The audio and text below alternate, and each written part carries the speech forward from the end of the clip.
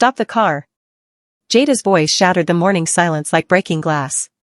She threw herself in front of the armored SUV, her nanny uniform stark against the black metal, hands pressed flat on the hood. She didn't care about the 6 bodyguards reaching for their weapons or the red laser dots suddenly painting her chest. All she saw was little BM buckled in his car seat, clutching the blue teddy bear Miran had insisted he bring to the playdate. The same bear Jada had seen the stepmother doctoring at 3 a.m. when she thought everyone was asleep. The engine idled. Then the rear door opened. Daesung the Iron Claw stepped out with the precision of an executioner. 6 feet of lethal elegance in custom leather gloves and a charcoal suit that cost more than Jada's yearly salary. Korea's most dangerous man didn't need to shout. The weight of his obsidian stare made warlords confess their sins. "You're standing in front of my son," he said, his voice quiet and cold as winter steel. "You have 10 seconds to move before I have you moved." Jada's pulse thundered in her ears, but she stood firm, pointing at the woman still seated in the SUV, Miran Choi, his perfect second wife and BM-Su's stepmother. She presents herself as elegant, perfect, and maternal, but is actually a calculating murderer. She was draped in silk and Chanel, looking like a painting of maternal perfection. Because that woman is trying to kill him. There's a vial of concentrated peanut extract hidden in the lining of that teddy bear. Your son is deathly allergic to peanuts, and she's been triggering his attacks for 3 months. The air went electric. Miran emerged from the vehicle like a porcelain goddess, her signature floral perfume wafting across the driveway. Her voice was honey and hurt. "Daesung, the poor girl has finally broken. I warned you an American couldn't handle the pressure of our world." She touched his arm with manicured fingers. "Let me call Dr. Kim. She clearly needs psychiatric help." "I don't need help," Jada cut in, her voice steady despite the submachine guns now aimed at her heart. "I need you to look in the diaper bag. The blue one she packed herself. Cut open the bare seam. If I'm wrong, you can throw me off this property and I'll never work in childcare again." Miran's perfect smile flickered. "This is absurd. I've cared for that boy like he was my own." Silence. Daesung's single word froze everyone mid-breath. He walked to the SUV with the calm of a man approaching an execution chamber. Reached into the back seat. Pulled out the blue designer diaper bag. His gloved fingers found the teddy bear. One sharp motion tore the seam. A small pressurized vial tumbled onto the gravel driveway, its amber liquid catching the morning sun. The label read, Ericus hypogaea extract, 99.9% concentration. The silence that followed was heavier than a death sentence.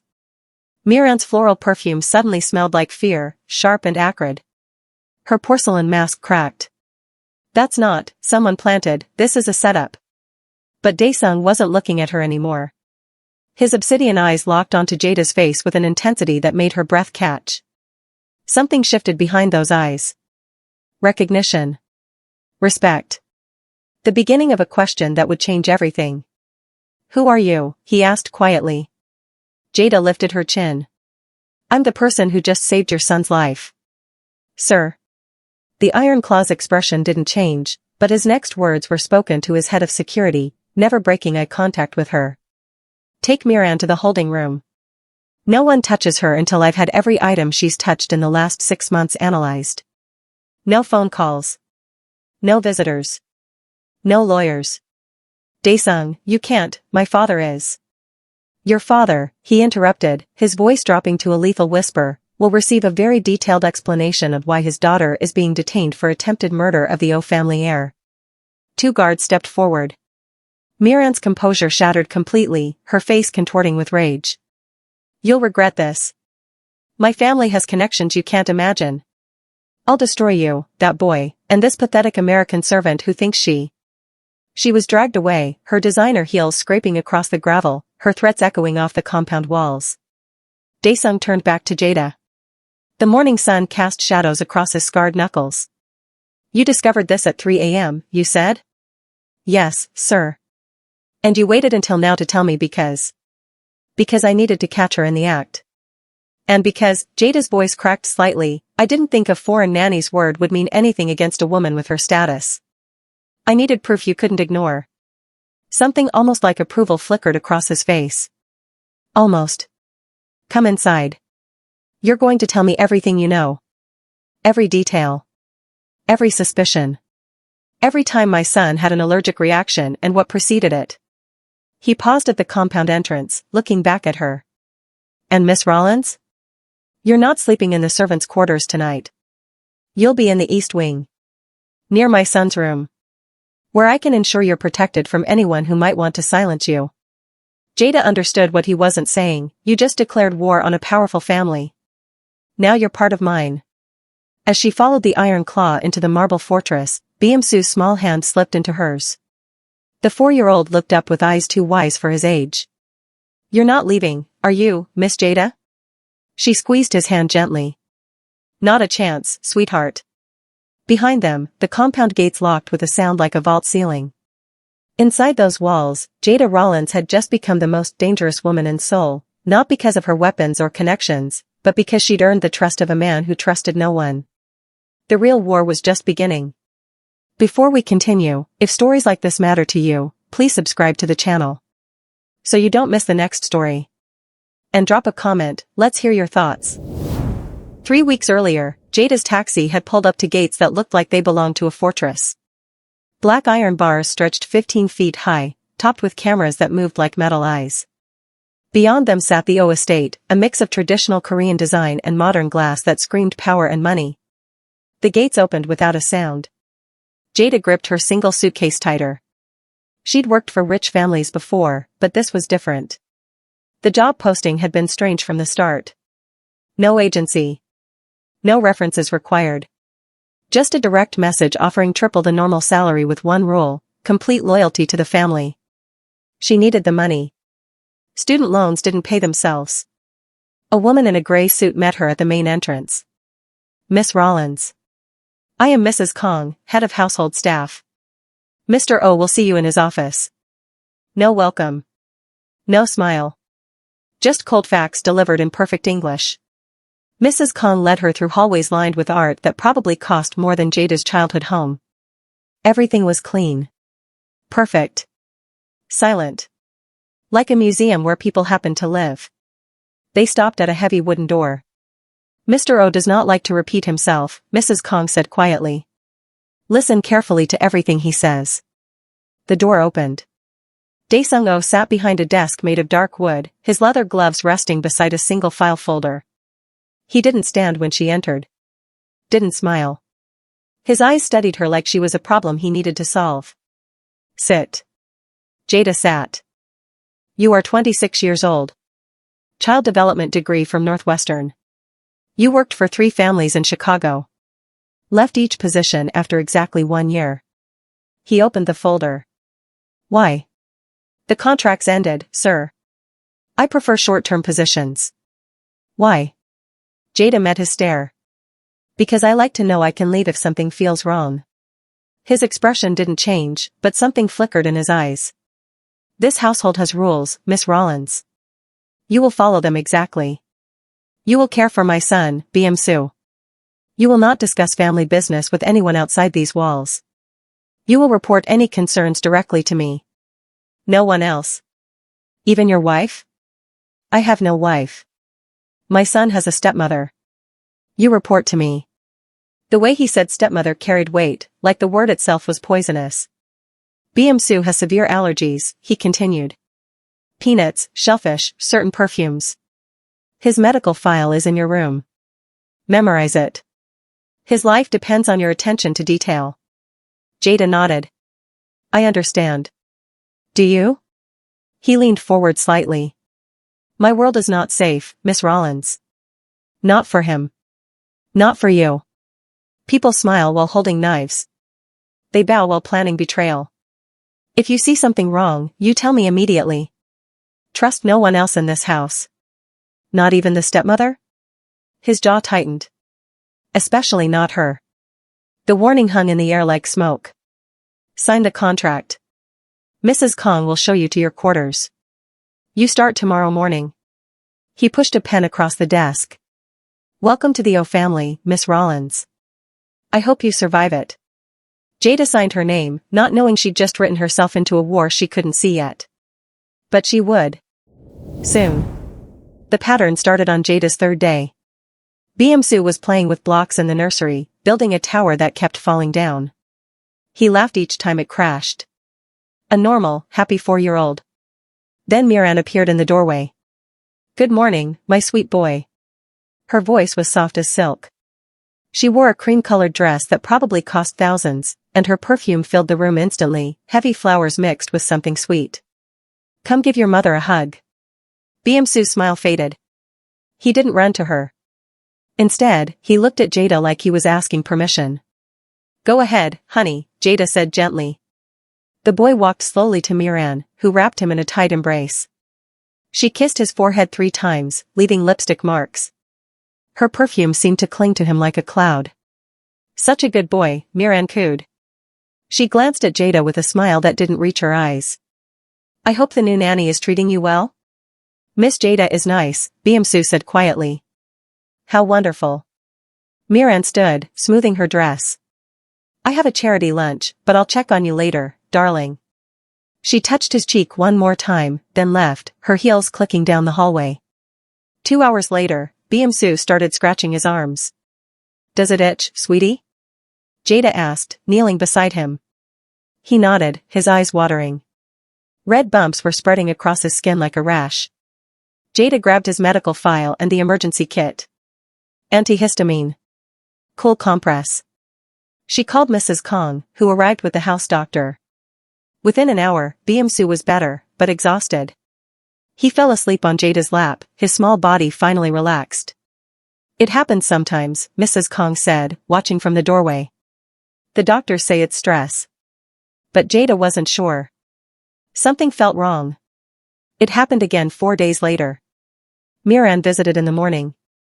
By afternoon, Su had hives. Then again the following week. Same pattern.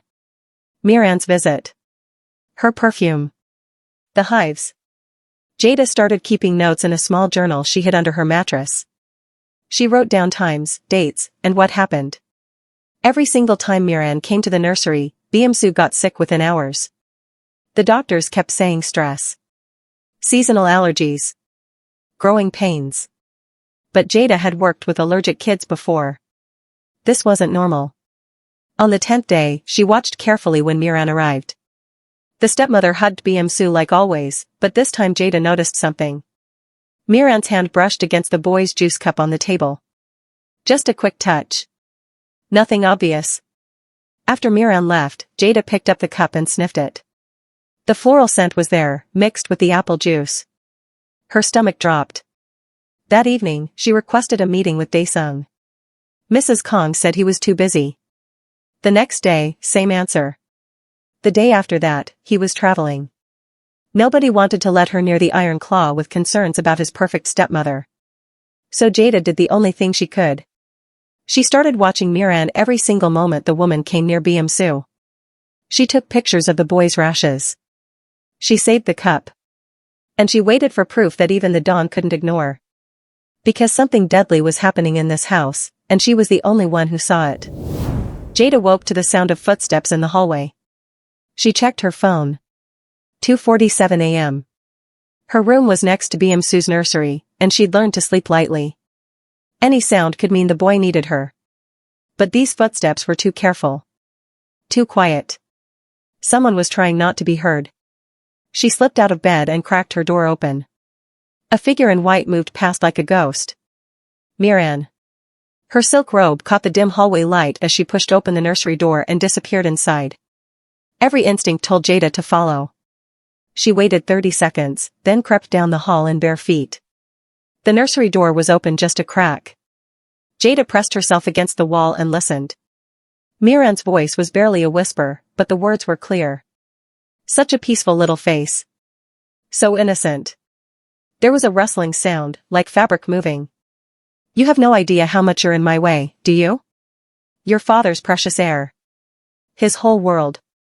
Jada's heart pounded so hard she thought Miran might hear it. If you were gone, everything would be different. My son would inherit.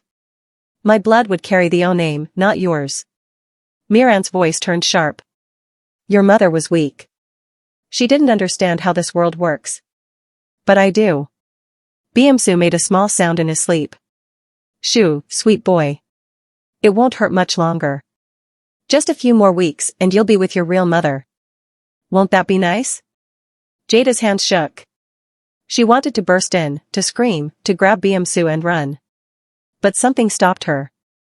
If she moved now, Miran would just lie. Say Jada was crazy.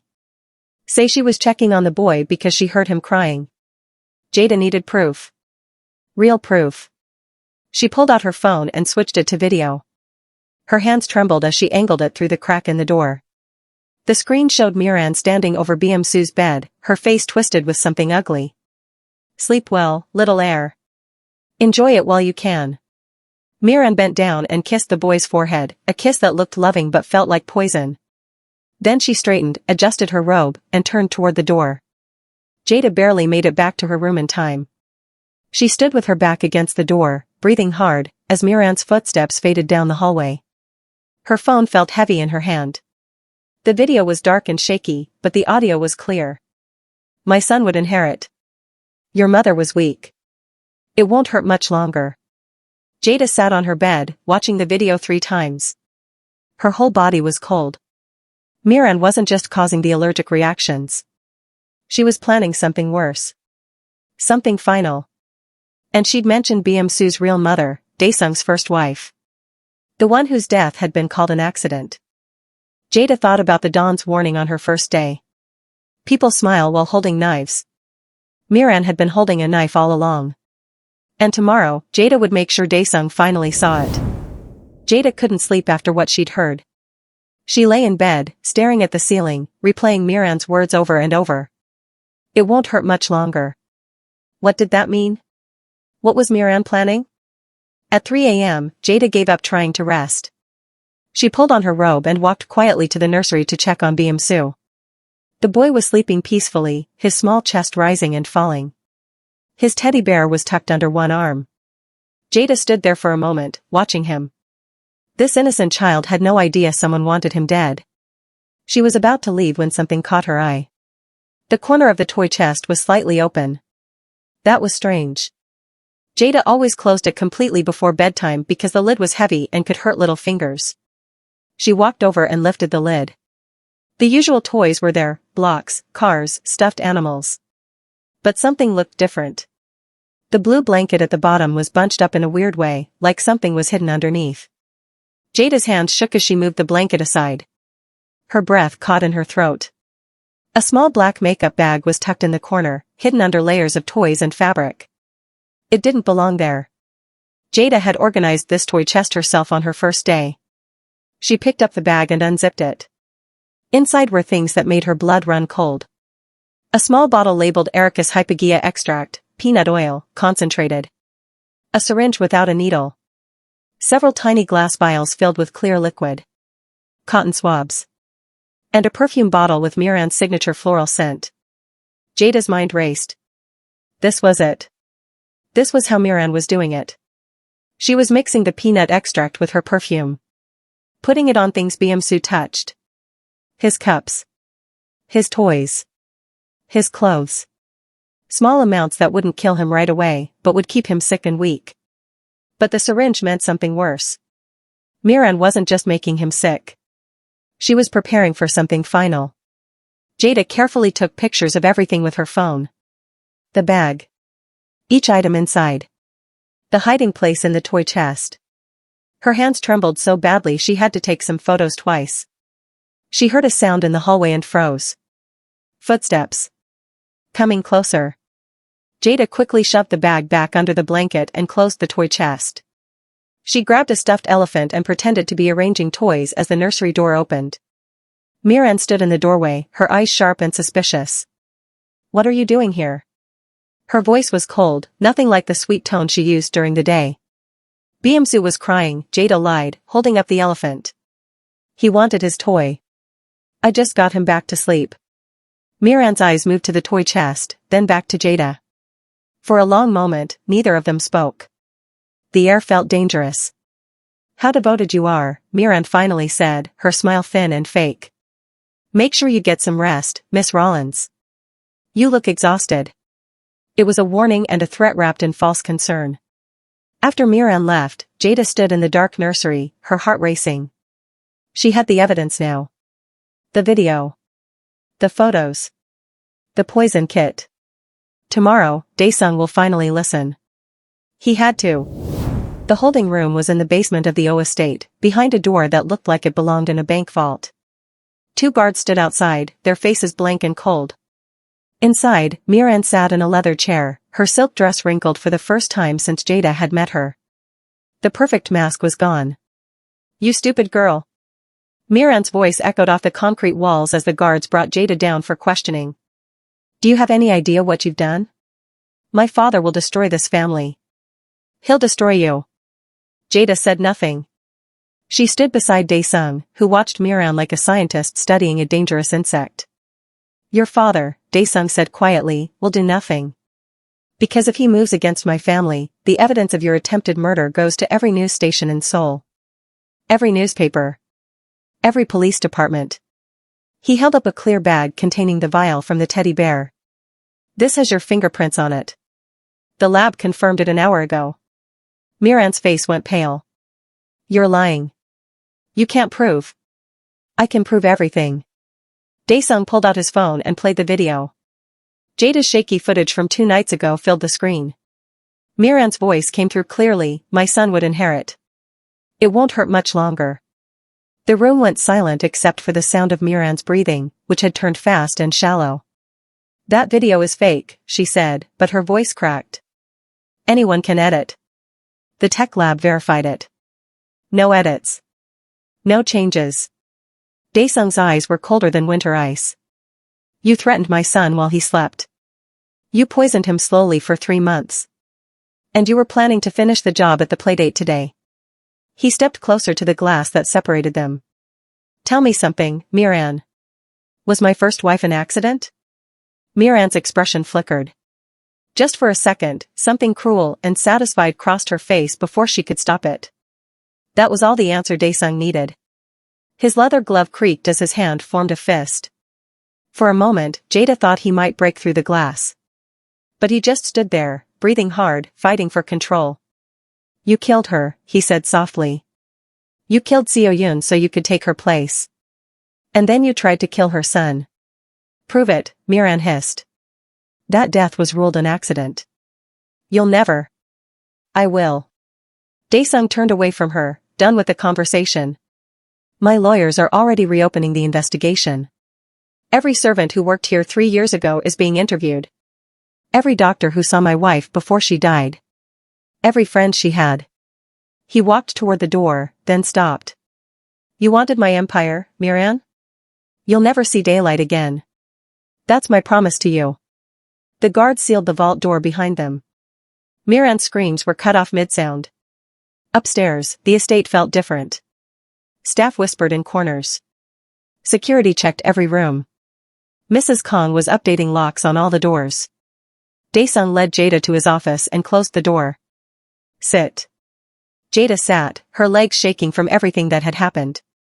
The iron claw studied her for a long moment. Then he did something she never expected. He bowed his head slightly. "You saved my son's life." "Thank you." Daesung didn't sit down. He stood by the window, his back to Jada, his leather gloves gripping the window frame like he might break it.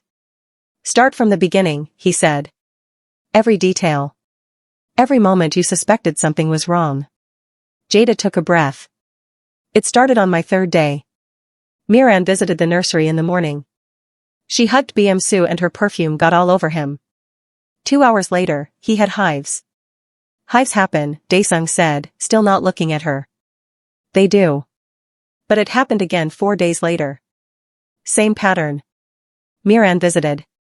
Bmsu got sick." Jada pulled out her phone and opened her notes. "I started tracking it. 10 visits over 3 weeks.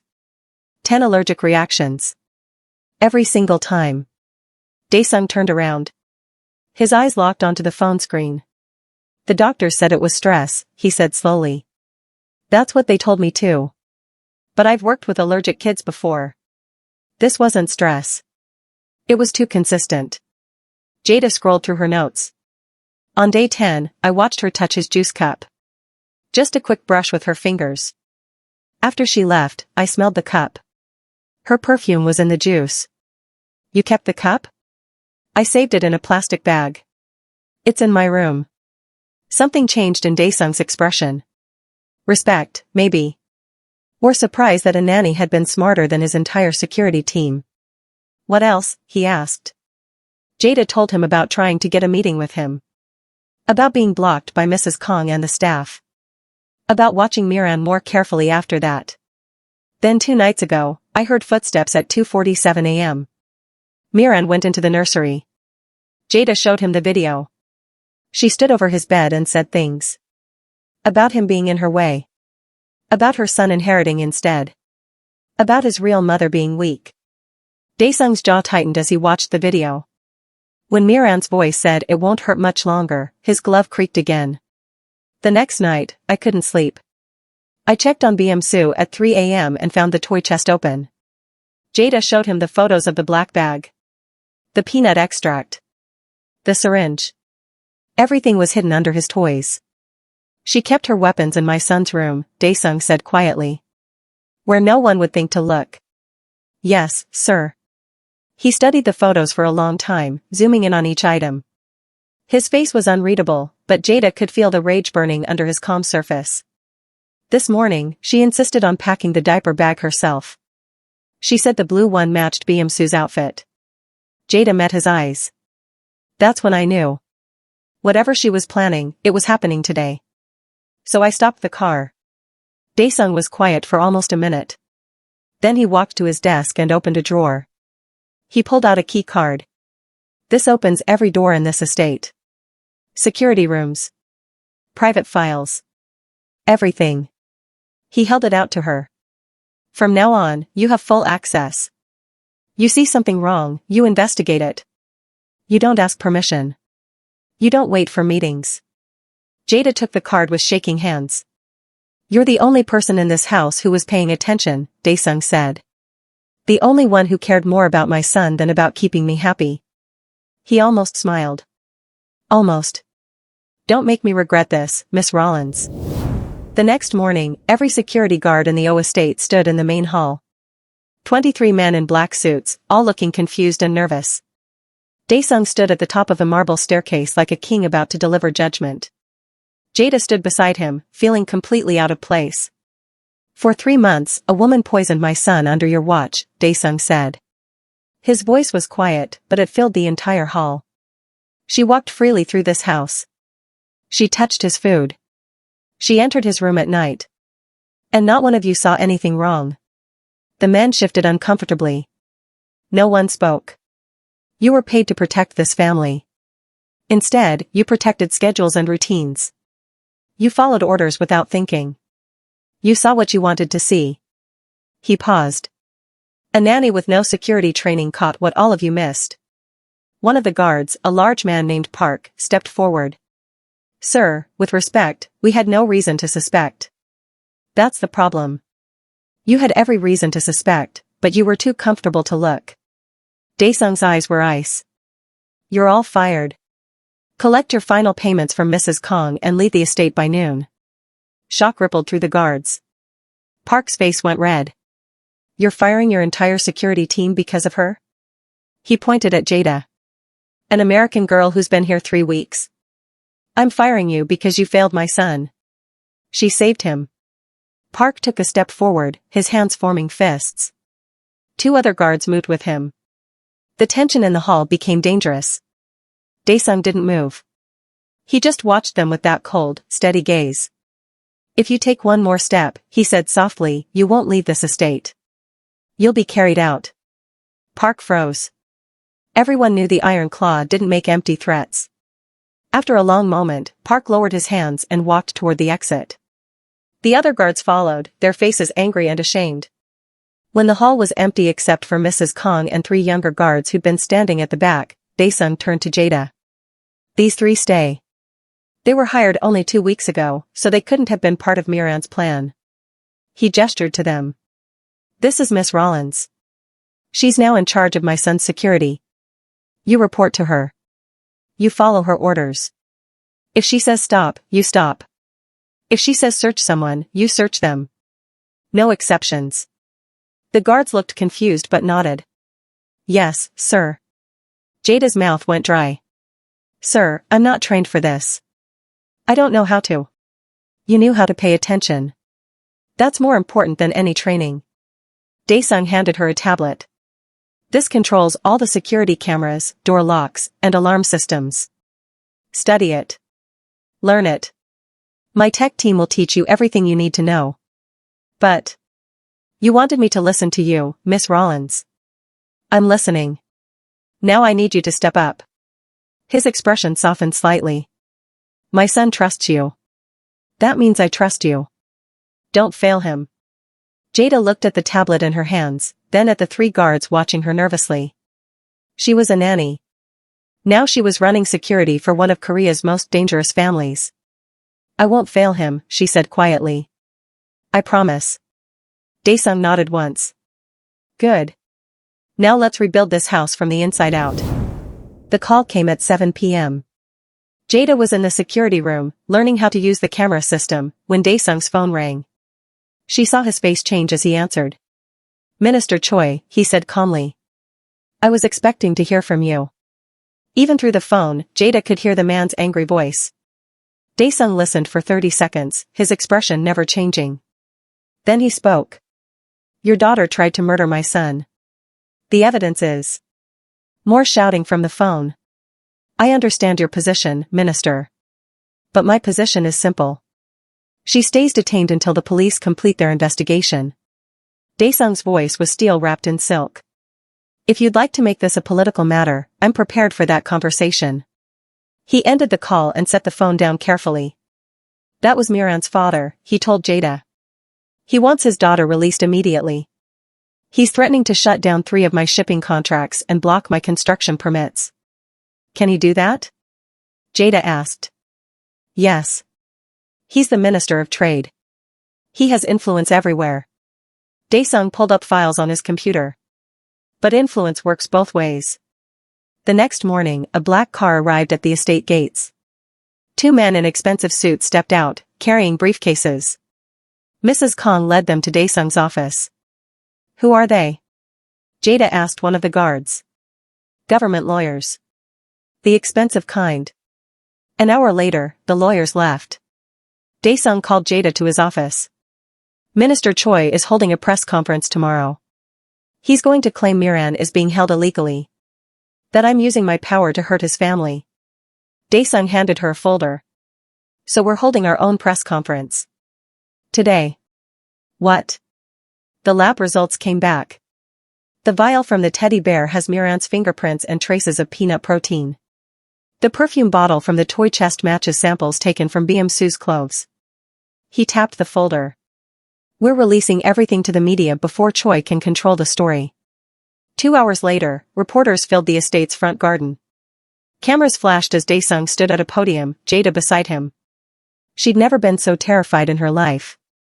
3 weeks ago, I hired Miss Jada Rollins as my son's nanny, Daesung began. She saved his life by discovering that my wife was systematically poisoning him. Reporters shouted questions. Cameras clicked frantically. Daesung held up the evidence bag with the vial. This contained concentrated peanut extract. My son is deathly allergic to peanuts. This was hidden in his teddy bear, placed there by Miran Choi. More shouting. Someone asked about Minister Choi's statements. Minister Choi can say whatever he wants, Daesung replied coldly. The evidence speaks for itself. The police have everything. The prosecutors are building their case. My wife attempted murder, and she will face justice. A reporter called out, Minister Choi says you're destroying his family for political gain. I'm protecting my son. If that destroys his family, he should have raised his daughter better. That night, the story was on every news channel. Minister Choi's face appeared on screen, red with anger, promising consequences. But the evidence was already public. The photos. The lab results. Even parts of Jada's video. Daesung watched the news in his office, Jada standing beside him. He'll come after us harder now, she said quietly. Let him try. Daesung's eyes never left the screen. I've survived worse than angry politicians. But Jada saw something in his expression that worried her. This was just the beginning. At 4 a.m., Daesung woke Jada with a knock on her door. Pack light. We're leaving in 20 minutes. Jada's heart jumped. What's wrong? Minister Choi's people were spotted outside the estate gates. 3 cars. They're planning something. His face was tense. We're moving BMSU somewhere safe until this settles. 20 minutes later, they were in an unmarked SUV with dark windows. BMSU sat in his car seat, still half asleep, clutching his teddy bear. Jada sat beside him while Daesung drove. 2 security cars followed behind them. They left the city as the sun started rising, driving into mountains Jada had never seen before. The roads got narrower and steeper. Pine trees blocked out most of the sky. After 2 hours, they turned onto a hidden driveway that looked like it hadn't been used in years. At the end sat a villa built into the mountainside, modern glass and dark wood, surrounded by forest. This was my father's hunting lodge, Daesung said as they parked. Only 5 people know it exists. Inside, the villa was beautiful but cold from not being used. Large windows showed views of mountains and valleys that seemed to go on forever. Everything was covered in white sheets. Miss Jada, I'm hungry, BMSU said quietly. I'll make you something, sweetie. Jada started pulling sheets off furniture while Daesung checked all the doors and windows. The security team set up cameras outside. Daesung gave them orders in Korean, his voice sharp and serious. By noon, the villa felt safer. Jada had made lunch and gotten BMSU settled in a bedroom with his toys. The boy seemed confused about why they'd left home so suddenly, but he didn't ask questions. Maybe he was used to his father's world being unpredictable. Jada found Daesung standing on the back deck, looking out at the mountains. He'd taken off his suit jacket. His leather gloves were gone too, the first time she'd seen his hands bare. His knuckles were covered in old scars. How long do we stay here? She asked. Until I know it's safe. Could be days.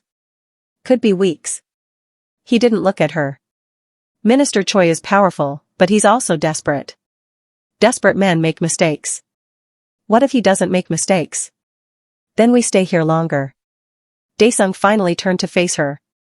You should know, the press is calling you a hero. The American nanny who exposed corruption in a powerful family. Some people love you. Others think you're a troublemaker who destroyed an important political alliance. What do you think? Jada asked. He was quiet for a moment. I think you did what no one else in my world had the courage to do. You told the truth even when it was dangerous. His scarred hands gripped the deck railing. My son is alive because you refused to stay quiet. Something passed between them at that moment. Understanding, maybe. Or the beginning of trust that went deeper than just employer and employee. Thank you, he said simply. Before Jada could respond, BMSU's voice called from inside. Miss Jada. Can we go outside? She smiled. Duty calls. As she headed back inside, Daesung stayed on the deck, watching the forest like he expected enemies to emerge from the trees any second. Maybe he did. That night, after BMSU fell asleep, Jada found Daesung in the villa study. He sat in front of a fireplace, staring at the flames. A glass of whiskey sat untouched on the table beside him. You should rest, he said without looking up. So should you. Jada hesitated at the doorway. Can I ask you something? You've earned that right. She sat in the chair across from him. Why do you always wear gloves? Daesung was quiet for a long time. Then he held up his hands, showing her the scars she'd noticed earlier. Burns and marks that looked old but painful. 3 years ago, my wife Seo Yoon went to a spa. It was supposed to be relaxing. A gift from Miran, who was just a friend of the family back then. His voice was flat, like he was reading from a police report. The sauna malfunctioned. The temperature controls broke. Seo Yoon was trapped inside for 20 minutes before anyone found her. Jada's breath caught. By the time I got to the hospital, she was barely alive. 3rd-degree burns over 60% of her body. He stared at his scarred hands. She held my hands while the doctors worked on her. Squeezed them so hard my skin tore. She was in so much pain, but she kept apologizing. Saying she was sorry for leaving me and BMSU. A log shifted in the fireplace. Sparks flew up. She died 4 hours later. The investigation ruled it an accident. Faulty equipment. No one to blame. Daesung finally looked at Jada. I wore gloves after that because I couldn't look at these scars without seeing her face. Without remembering how I failed to protect her. That wasn't your fault, Jada said quietly. Wasn't it? I brought Miran into our lives. I trusted her. She was at the hospital when Seo-yoon died, crying and offering comfort. And 6 months later, I married her because everyone said Bim-soo needed a mother. His jaw tightened. I gave my son's would-be killer a place in our home. You didn't know. I should have known. The spa was owned by Minister Choi's cousin. The equipment was only 2 months old, it shouldn't have malfunctioned. And Miran benefited the most from Seo-yoon's death. He stood up and walked to the window. I was so buried in grief that I missed all the signs. Jada joined him at the window.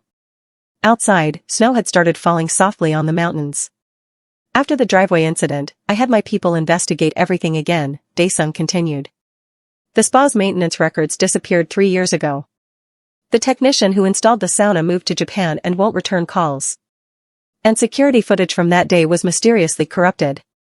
Miran planned it, Jada said. Yes. And I helped her by being blind.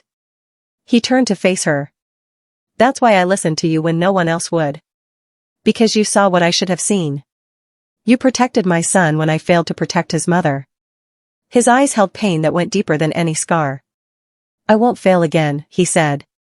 Whatever it takes, whoever I have to fight, Minister Choi, his allies, the entire government, I will keep Bim-soo safe. And I'll make sure Miran pays for both crimes. We'll keep him safe, Jada corrected gently. You're not alone anymore. For the first time, something like relief crossed Daesung's face. No, he agreed quietly. I'm not. The next morning, Jada found Daesung in his study again, working on his laptop. He'd barely slept. She could tell by the dark circles under his eyes and the cold coffee beside him. You need a break, she said from the doorway. I have 12 meetings scheduled today. Video calls with lawyers, investigators. Cancel them. Daesung looked up, surprised. No one told him what to do. Bim-soo asked about you at breakfast, Jada continued. He wanted to know if you were mad at him. He thinks that's why we left home. Why are you hiding in here? Something painful crossed Daesung's face. I'm not mad at him. Then show him that. Come outside. He's building a snowman. I have work. The work will wait. Your son won't. Jada crossed her arms. When's the last time you actually played with him? Not just sat in the same room, but played? Daesung closed his laptop slowly. He didn't answer because they both knew the truth. He didn't know how. 10 minutes later, Jada led him outside where Bim-soo was trying to roll a ball of snow. The boy's hands were red from the cold, but he was smiling. Bim-soo, look who came to help, Jada called. The boy turned and saw his father. His smile faded a little, replaced by uncertainty. Daesung stood there in his expensive coat, looking completely out of place in the snow. He glanced at Jada like he was asking for instructions. Just get down there with him, she whispered. Follow his lead. Daesung walked over and knelt in the snow beside his son. What are you building? A snowman, Bim-soo said quietly. But the ball won't stay together. The snow is too dry. We need to pack it tighter. Daesung picked up snow and pressed it hard between his bare hands. His scarred fingers turned red from the cold, but he kept going. Like this. See? Bim-soo watched, then copied him. Together, they made the snowball bigger and bigger until it was almost as tall as the boy. Now we need a head, Bim-soo said, getting excited. They worked together, building a second ball. Daesung lifted Bim-soo up so he could place it on top. The boy laughed, a sound Jada realized she hadn't heard much. We need a face, Bim-soo announced. Jada brought out stones and a carrot from the kitchen. Bim-soo carefully placed them while Daesung held him steady. When they finished, the snowman looked lopsided and strange, but perfect. He looks like Uncle Kim, Bim-soo giggled. Daesung actually smiled. A real smile that reached his eyes. He does. They stood there looking at their creation, father and son side by side. Then Bim-soo did something that made Jada's heart squeeze. He reached up and took his father's hand. Daesung froze, staring down at their joined hands. His son's small fingers wrapped around his scarred ones. Your hands are cold, Appa, Beomsu said softly. I know. Daesung's voice was rough. I forgot my gloves. That's okay. Mine are warm. The boy smiled up at him. We can share. Something broke in Daesung's expression. He knelt down and pulled Beomsu into a hug, tight and desperate, like he was afraid to let go. I love you, he whispered. I'm sorry I don't say it enough. I love you too, Appa. Jada turned away, giving them privacy. Through the window, she watched father and son stay like that for a long time, holding each other in the snow. Later, when they came inside for hot chocolate, Daesung caught her eye across the kitchen. Thank you, he mouthed. She just smiled. The alarm went off at 2:15 a.m. Jada jerked awake as red lights flashed in her room. Her security tablet showed a breach at the villa's south entrance. Someone had cut through the fence. She grabbed her phone and ran to Beomsu's room. The boy was already sitting up, scared by the noise. It's okay, sweetie. Come with me. Jada scooped him up and carried him to Daesung's room. Daesung was already dressed, checking his gun. Take him to the panic room. Now. They rushed down the hallway. Behind them, Jada heard breaking glass. The security guards were shouting in Korean. Then gunshots. The panic room was behind a hidden door in the library. Daesung pressed his hand to the scanner and the door slid open. Lock it from inside. Don't open it for anyone but me. He kissed Beomsu's forehead. Be brave. Then he was gone, running toward the gunfire. Jada locked the door and set Beomsu down. The panic room was small, just a steel box with emergency supplies and monitors showing camera feeds from outside. On the screens, she saw a man in black moving through the villa. He'd taken down both security guards. Now he was searching rooms, looking for something. Looking for Beomsu. Miss Jada, I'm scared, the boy whispered. I know, baby. But we're safe here. She pulled him close, her mind racing. The assassin checked the kitchen. The study. He was getting closer to the library. Then Jada saw something that made her blood freeze. The man pulled out a device and pointed it at walls as he walked. Some kind of scanner. He was looking for hidden rooms. We need to leave, Jada said suddenly. Right now. She grabbed the emergency bag from the shelf and looked at the monitors. There was a back exit from the panic room that led outside. If they moved fast, they could reach the forest before the assassin found them. Jada opened the exit door. Cold mountain air rushed in. She put Beomsu on her back like a piggyback ride and stepped into the darkness. They'd barely gone 20 feet when she heard the library door burst open behind them. Run, she whispered to Beomsu. As fast as you can. They ran through snow and trees, Beomsu clinging to her back. Behind them, footsteps crunched in the snow. Getting closer. Jada's lungs burned. Her legs screamed. But she didn't stop. Then the footsteps were right behind them. A hand grabbed her shoulder. Jada spun around and swung the emergency bag hard. It hit the assassin in the face.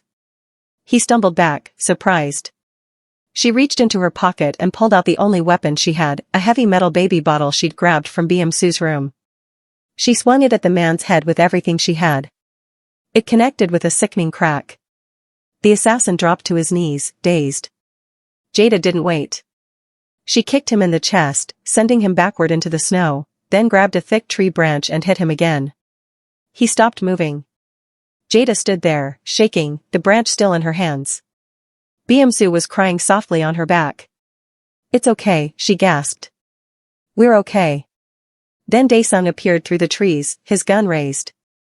He saw the unconscious assassin and Jada standing over him with a tree branch. His eyes widened with something like amazement. Remind me never to make you angry, he said. Jada laughed. Or maybe she cried. She wasn't sure anymore. Back inside the villa, Daesung tied the unconscious assassin to a chair in the basement. His movements were controlled, but Jada could see the rage burning underneath. Take Beomsu upstairs, he said quietly. This won't be pleasant. Jada carried the boy to his room and stayed with him until he fell asleep. Her hands were still shaking. She'd actually fought someone. Hit him with a baby bottle and a tree branch like some kind of action movie character. She should have been terrified. Instead, she felt strangely calm. An hour later, Daesung found her in the kitchen making tea. His knuckles were bloody. His knuckles were bloody. His face was dark with anger. Minister Choi sent him, he said. The assassin talked. He was paid 2 million won to eliminate anyone in this villa. No witnesses. No survivors. Jada's cup rattled against the saucer. Anyone? You, me, BM-soo. The guards. Everyone. Daesung's voice was ice. Choi wants to erase the whole problem. Destroy the evidence. Make it look like a random attack. He paced the kitchen like a caged animal. I've dealt with threats before. People who wanted to hurt my business, my reputation, my family. But this, he stopped and looked at her. You could have died tonight. Because of me. Because I brought you into this war. I chose to stay, Jada said quietly. You didn't choose to be hunted by assassins. His voice rose, the control finally cracking. You're a nanny. You should be safe. You should be, he stopped himself, breathing hard. Should be what? Daesung was quiet for a long moment. When I saw that man chasing you through the forest, something inside me broke. I wasn't thinking about protecting my heir or my family name. I was thinking about you. About losing you. The kitchen felt suddenly smaller. Jada, you ran into the snow with my son on your back. You fought an armed assassin with a baby bottle. You risked everything. His dark eyes held hers. And all I could think was that if something happened to you, I don't know what I would do. Jada's heart hammered. Daesung. I know this is wrong. You work for me. You're here to care for my son. But somewhere between the driveway and tonight, you became more than that. He stepped closer. You became someone I can't imagine losing. What are you saying? I'm saying that I'm not just protecting my son anymore. I'm protecting you too. Because, he stopped, struggling with words that clearly didn't come easy. Because you matter to me. More than you should. Jada should have stepped back. Should have reminded him about boundaries and professional distance. Instead, she reached up and touched his scarred hand. You matter to me too, she whispered. For 3 seconds, they just stood there, her hand on his, the space between them electric with everything unspoken. Then Daesung pulled away gently. This isn't over. Minister Choi will send more people. More threats. I need to end this before anyone else gets hurt. How? His expression turned dark and dangerous, the iron claw returning. By making sure he understands that if he touches you or my son again, I'll destroy everything he's ever built. His career. His reputation. His family. He looked at her one more time. Get some rest. Tomorrow, we will go on the offensive. After he left, Jada stood in the empty kitchen, her heart still racing from words that changed everything. The call came at dawn.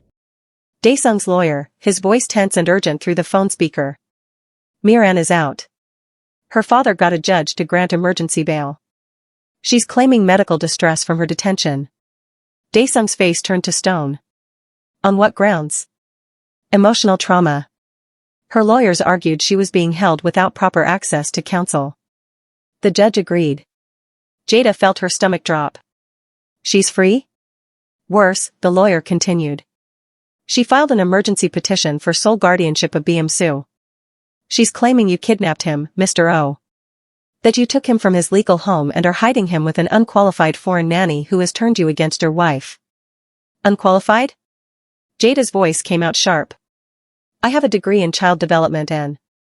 It doesn't matter what you have, the lawyer interrupted. She's painting you as a manipulative outsider. An American who doesn't understand Korean family values. She claims you've poisoned Mr. O's mind against her and stolen his son. Daesung slammed his fist on the table. She tried to murder BM-soo. Her lawyers are arguing that the evidence was planted. That you fabricated everything to get rid of her because you wanted to be with Miss Rollins. Silence filled the room. They're making it about us, Jada said quietly. About whether we're together. Yes. And the media is eating it up. Minister Choi held a press conference an hour ago. He's claiming his daughter is the victim of a powerful man's obsession with his nanny. He's calling it a scandal. Daesung's jaw clenched so hard Jada thought it might break. There's a custody hearing scheduled for 3 days from now, the lawyer added. If you don't appear with Bim-soo, the judge will grant Miran emergency custody. Then she'll have legal authority to take him. Over my dead body, Daesung growled. That might be the goal, sir. If you resist a court order, they can have you arrested. Then Miran gets Bim-soo anyway. After the call ended, Daesung stood at the window, his whole body rigid with fury. Jada could see him fighting for control.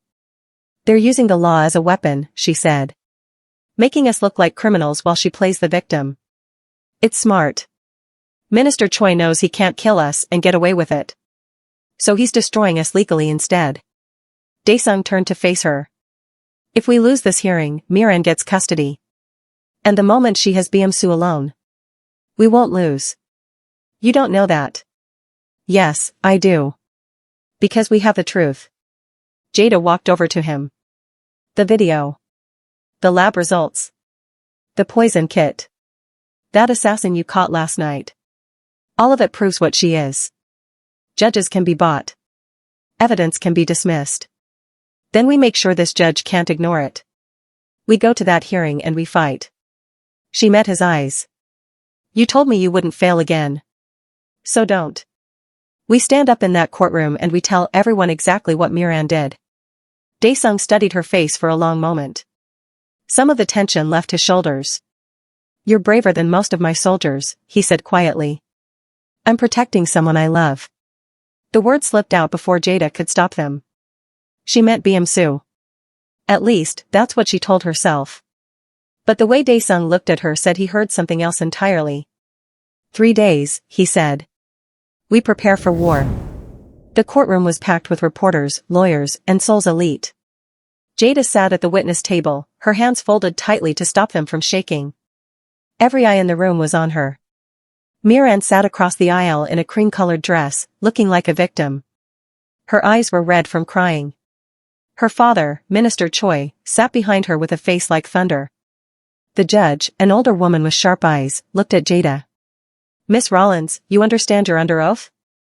Yes, Your Honor. Then please tell the court what you witnessed in the O household. Jada took a breath. I was hired 3 weeks before I discovered Miran Choi was poisoning Bim-soo. At first, I didn't know what was happening. I just noticed a pattern. Miran's lawyer stood up. Objection. The witness is making accusations without. Let her speak, the judge said firmly. I'll decide what's relevant. Jada continued. Every time Miran visited the nursery, Bim-soo got sick within hours. Hives. Trouble breathing. The doctor said it was stress, but I've worked with allergic children. This was different. She pulled up her phone and showed the note she'd kept. I documented 10 visits. 10 allergic reactions. The pattern was clear. This proves nothing, Miran's lawyer argued. Coincidence isn't evidence. Then explain this. Jada played the video from the night she caught Miran in the nursery.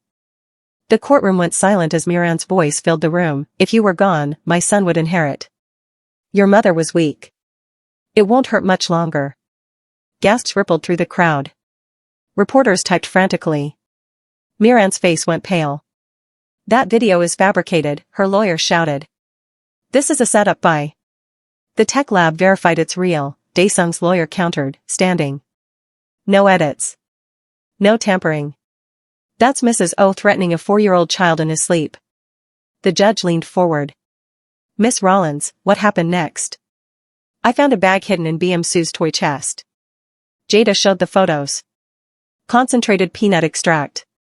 Syringes. Miran's perfume. She was mixing the allergen into things Bim-soo touched. Making him sick slowly. Lies. Miran finally spoke, her voice breaking. I loved that boy like my own son. This woman poisoned him herself to frame me. Then explain your fingerprints on the vial, Jada said calmly. Explain why you insisted on packing the diaper bag that morning. Explain why you hid another vial in the teddy bear's lining. Miran opened her mouth, then closed it. Minister Choi stood up. Your Honor, This is clearly a conspiracy against my family. An American outsider has manipulated. Sit down, Minister. The judge's voice was ice. You're not on trial. Yet. She turned to Miran. Mrs. O, did you or did you not threaten your stepson? Miran's perfect mask finally cracked completely. Her face twisted with rage. That boy was in my way. Everything was mine until he existed. The money, the power, the name, it should have been my son's. The courtroom exploded. Reporters shouted questions. The judge banged her gavel. So you admit it, the judge said quietly. Miran seemed to realize what she'd just said. Her face went white. I didn't mean. Bailiff, take Mrs. O into custody. Charges of attempted murder and conspiracy. The judge looked at Daesung. Mr. O, you have full custody of your son. This hearing is over. As guards led Miran away screaming, Daesung found Jada in the crowd and mouthed 2 words. Thank you. Jada just nodded, her whole body shaking with relief. They'd won. 2 days after the hearing, Daesung's lead investigator arrived at the villa with a thick folder. His name was Dr. Park, and he ran the most advanced forensic lab in Seoul. You need to see this, he said, spreading documents across the dining table. Jada and Daesung sat down. Beomsu was upstairs with a guard, playing safely. We analyzed everything from the toy chest, Dr. Park began. The perfume bottle, the peanut extract, cotton swabs, and samples from Beomsu's clothes and toys. He pulled out a report with charts and chemical formulas. What we found is sophisticated, deadly, and absolutely intentional. He pointed to the first chart. Miran's perfume isn't normal perfume. The base is floral, yes, but it's been modified. Someone added a chemical carrier, a substance that helps other chemicals absorb through skin. In English, please, Daesung said. She turned her perfume into a delivery system.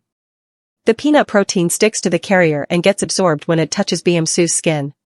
That's why he always got sick after she hugged him or touched his things. Jada felt sick. She weaponized her perfume. Exactly. And it gets worse. Dr. Park pulled out another report. We found the same chemical carrier in fabric samples from the towels in the spa where your first wife died, Mr. O. The room went completely silent. What are you saying? Daesung's voice was dangerously quiet. I'm saying Miran used the same method 3 years ago. She must have applied something to the towels, probably the same carrier mixed with a chemical irritant. When your wife used those towels in the sauna, her skin absorbed it. The heat made it work faster. Dr. Park's expression was grim. The burns weren't from equipment malfunction. They were chemical burns disguised to look like thermal burns. Daesung stood up so fast his chair fell backward. He walked to the window, his hands in fists. She murdered Seo-yoon, he said hoarsely. Slowly. Painfully. Yes. And she planned to do the same to Beomsu, just over a longer period. Small doses that looked like allergic reactions. Then, when the time was right, a large dose would look like a tragic accident. Dr. Park tapped the final page. The vial in the teddy bear contained enough concentrated peanut protein to kill him within minutes. Jada's hands covered her mouth. She'd stopped that car just in time. Can you prove all this in court? Daesung asked without turning around. Yes. I've already sent copies to the prosecutor handling your wife's case. They're reopening the murder investigation. Dr. Park stood. Miran Choi won't see freedom again. Neither will anyone who helped her. After Dr. Park left, Jada found Daesung still standing at the window. He hadn't moved. She took 3 years of my life, he said quietly. 3 years I could have been hunting her instead of sleeping beside her. Instead of letting her near my son. You didn't know. I should have. He finally turned to face her.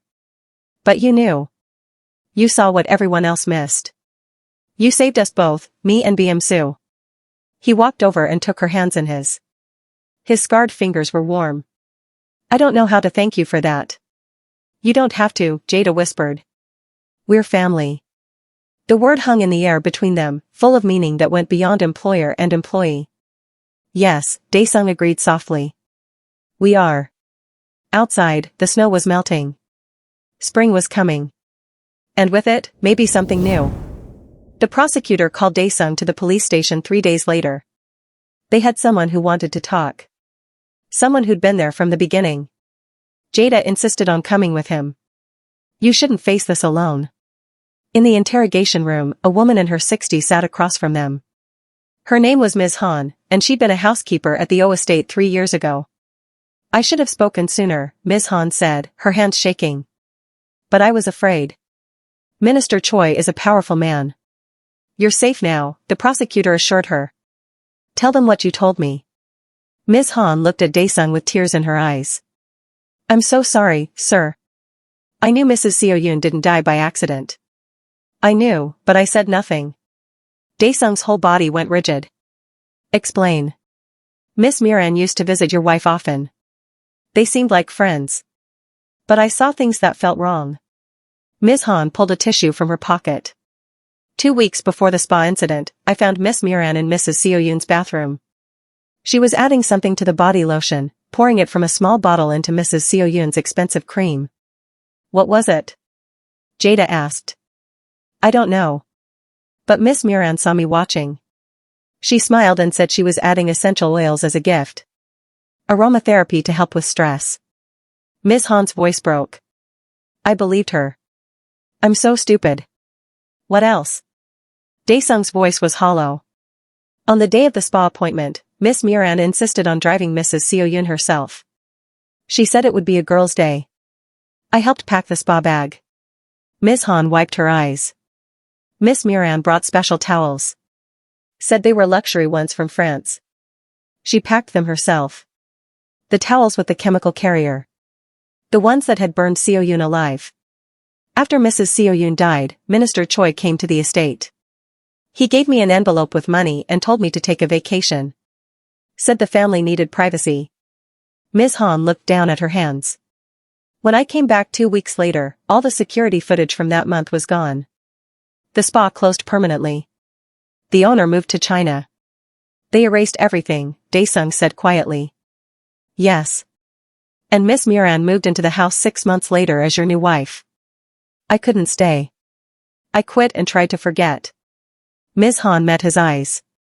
But when I saw the news about what she did to your son, I knew I had to tell the truth. Mrs. Seo-yoon deserves justice. Daesung stood and walked to the window. His reflection looked haunted. I married my wife's murderer, he said. I brought her into my home.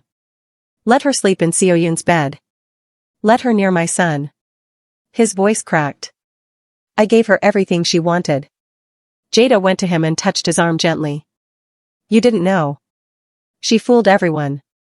She slept beside me for 2 years, planning how to kill my son. Smiling at breakfast. Playing the perfect stepmother. He turned to face her, his eyes full of pain. How do I live with that? By making sure she never hurts anyone again. By protecting BM-soo. By choosing to trust again.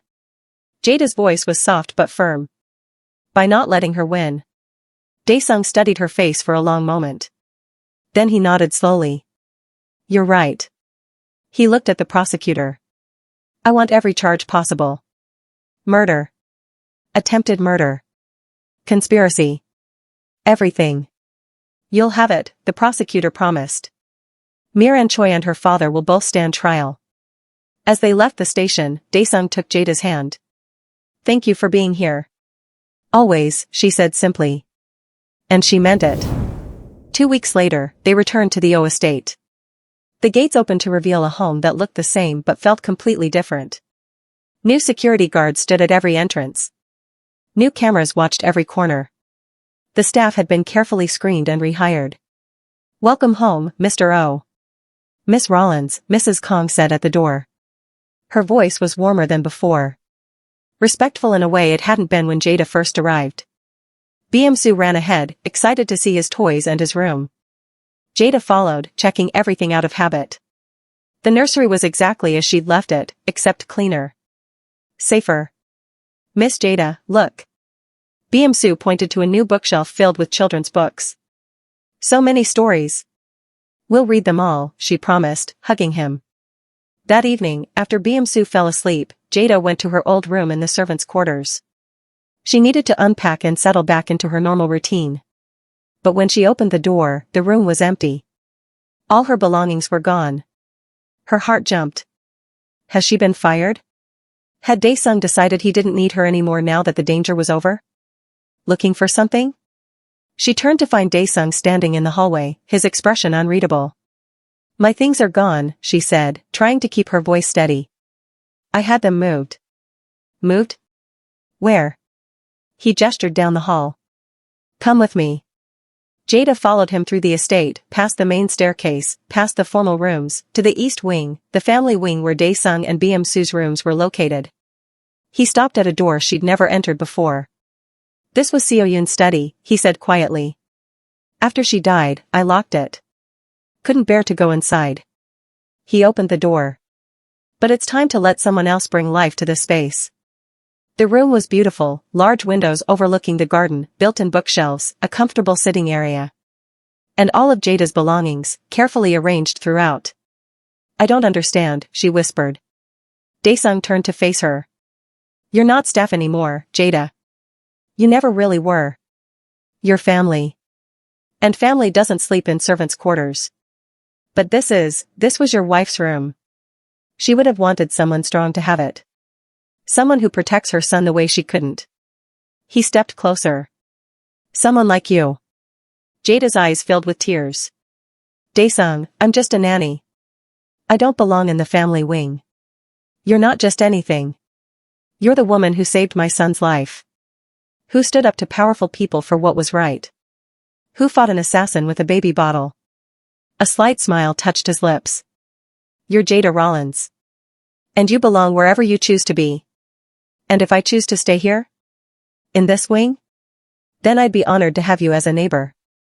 His dark eyes held hers. BM-su needs you. And I. He paused, searching for words. I need you too. The words hung in the air between them, honest and vulnerable. I'm not going anywhere, Jada said softly. Good. Daesung reached out and took her hand, the same way he had at the police station. His scarred fingers intertwined with hers. Because this family isn't complete without you. He squeezed her hand once, then left her alone in her new room. Jada stood at the window, looking out at the estate that was now truly her home. At the garden where BM-su would play safely. At the life she'd fought so hard to protect. She belonged here. Finally, she belonged. 3 months later, spring had fully arrived. Cherry blossoms covered the estate gardens in pink and white. BM-su laughed more. Smiled easier. The fear that used to live in his eyes was finally gone. Jada sat with him at the garden table, colorful flashcards spread between them. Okay, what's this word, she asked, holding up a card. Family, BM-su sounded out carefully. Family. Perfect. And what does family mean? The boy thought for a moment. People who love you. Who keep you safe. He looked up at her with serious eyes. Like you and Appa. Jada's heart squeezed. That's exactly right. Am I doing good with English? He asked. You're doing wonderful. Your mom would be so proud. BM-su smiled, then pointed to another card. Teach me more. From his study window, Daesung watched them. He'd been standing there for 10 minutes, just observing. The way Jada laughed at BM-su's jokes. The way his son leaned against her so naturally. The way they looked like what they were, a family. His phone rang. A business partner calling about a deal. But Daesung ignored it. Some things were more important than business. He walked outside and joined them at the table. Appa. I learned 5 new words today. BM-su announced proudly. Show me, Daesung said, sitting down. BM-su held up cards one by one. Home. Safe. Happy. Love. Together. Those are good words, Daesung said quietly, looking at Jada. Important words. After the lesson, BM-su ran off to play with the new puppy the security team had adopted. Jada started gathering the flashcards. He's doing so well, she said. In a few months, he'll be reading simple books in English. You're a good teacher. He's a good student. He wants to learn. She smiled. He asked me yesterday if knowing English means he can visit America someday.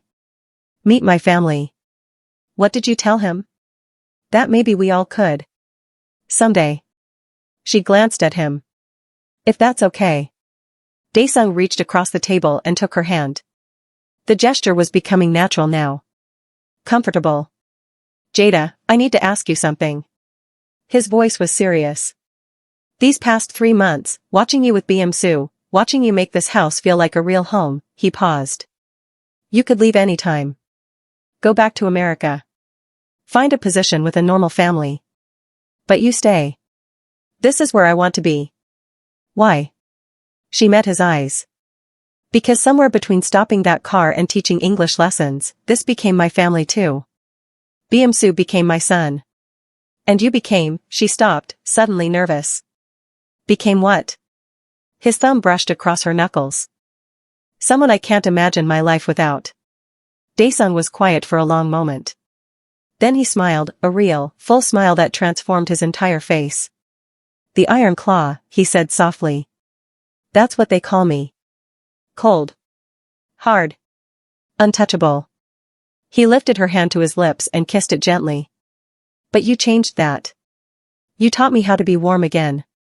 How to be a real father. How to trust. Daesung. I love you, Jada Rollins. I think I have since the day you stood in front of my car and risked everything for my son. Tears filled Jada's eyes. I love you too. He pulled her close and kissed her, soft and careful, like she was something precious. In the garden, cherry blossoms fell around them like snow. When they pulled apart, Soo was standing a few feet away with the puppy, grinning. Does this mean Miss Jada is staying forever? He asked hopefully. Daesung looked at Jada, his eyes full of warmth and promise. If she'll have us, he said. Forever, Jada agreed, pulling them both into a hug. The Iron Claw had finally found his warm hand. And together, they were home.